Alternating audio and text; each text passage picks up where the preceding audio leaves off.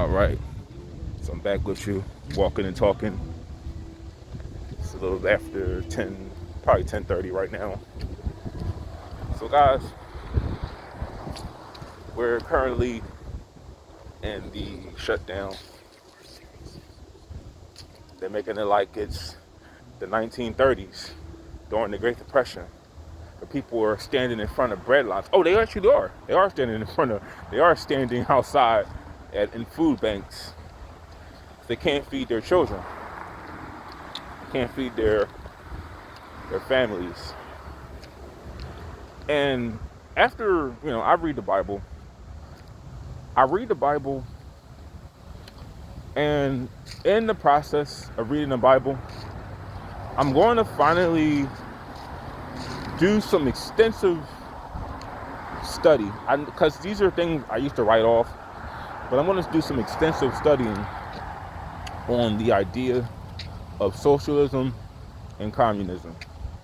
I skimmed through and read the Communist Manifesto 5 years ago when the riots were going on. I remember I read that specifically because it was coming up a lot. It was mentioned so much during like the civil unrest. But I feel that socialism,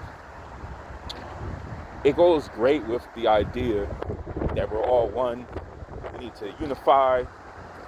We're one. We're just one people. We're all God's children. That sounds great. Great in theory. As cliche as it sounds, it's great in theory. But and I got that from the whole communism. Oh, it's great in theory, but it's a bad idea. It never works. Well, when I think about socialism, the first thing that comes to mind is the Jonestown Massacre of 1978, orchestrated by Jim Jones. And I'm not talking about the rapper, because he would have been just 2 years old. I'm talking about Jim Jones, the pastor, the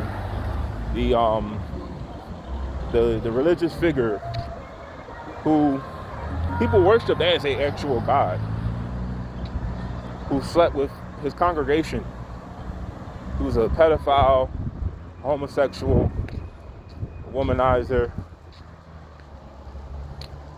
If he would have lived through the 80s, I really could foresee him dying of AIDS.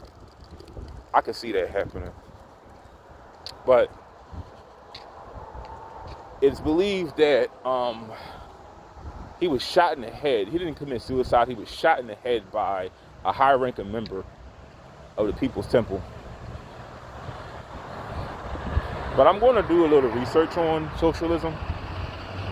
I know the basic principles of socialism, but I haven't really read on it like I should. I don't know about socialism like I could talk about Dr. Martin Luther King. So that's going to be a homework assignment for me today.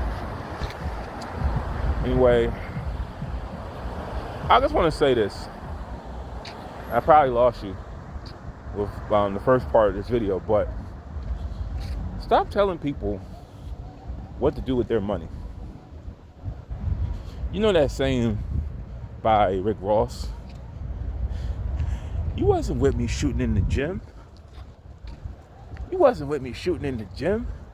And going Urban Dictionary should basically break down what it means. But I believe it means this is not the exact definition, but it's trying to indicate that the success that I've built, you weren't here with me in the formative stages of my now success. You weren't there during the formative stages, but you're here now when it's reached its peak. And now that it was referring to Kobe's divorce.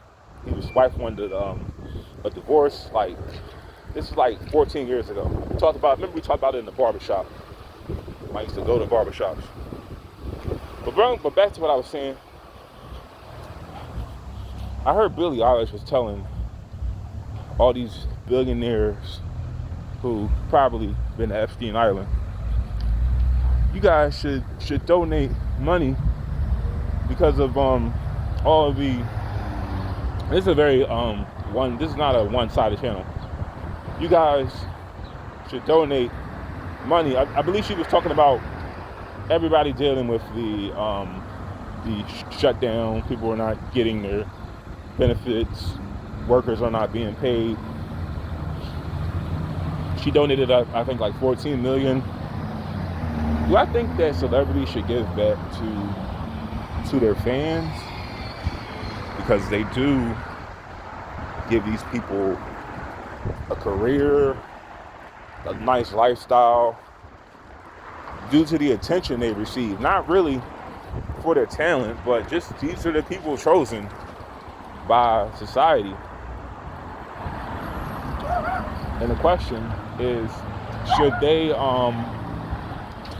give back to their fans? I mean, yes, but don't expect anything. This is what I don't like. I don't like entitled people, and I don't like it when you're expecting anything.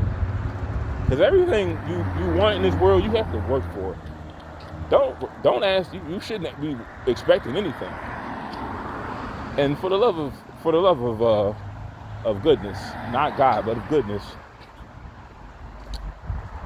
don't tell people what to do with their money. You didn't work for it. Whatever said billionaire wants to do with their wealth, that's completely up to them. If they want to donate 50% of their wealth and live a modest life, that's fine with me. Not something that I would do. But whatever they work for, that's their money. They're not obligated to do anything for anybody. Because I've been saying this for the longest. It's going to come a time when these benefits, these handouts, they're going to cut a lot of that stuff. They're going to cut a lot of those programs. And you have to prepare yourself so when the time comes, when you get really old, you spontaneously become disabled, you can't work. You need to have a something set up where you're taken care of. You're good. You can't rely on the government. And once again, I say this again: the very same government that is responsible for the death of Dr. King, Malcolm X, the same government that allowed slavery to go on for over 400 years. And like I said, it wasn't the government when it started that we have now, but you get my point.